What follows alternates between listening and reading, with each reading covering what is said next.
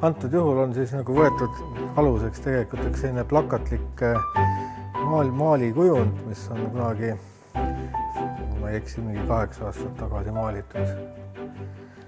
Ja mulle tundus, et see nagu selle teemaga nagu üsna hästi nagu sobib. 1991 tegin vist oma esimese personaalnäituse Vaalgaleriis. Ja siis selleks puhuks sai nagu ka flyer trükitud ja selle flyeri peal oli siis selline kujund, kus mees hoidis niimoodi käsi kuklal ja ütleme, et käed ja pea siis moodustasid nagu silma.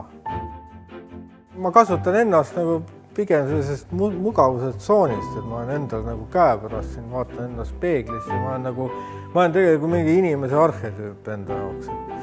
Et kui oleks kogu aeg mingi teine modell võtta, täitsa vabalt võiks ka kedagi teist kasutada.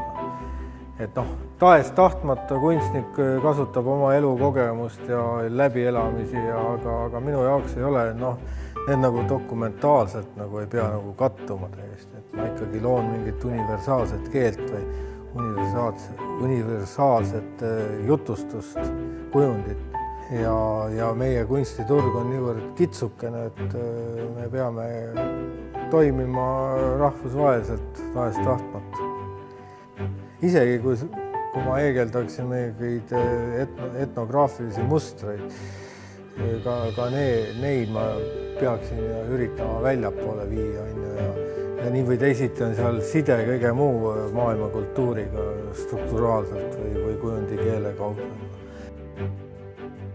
Ma olen teinud üsna palju erinevaid variante sellele ka.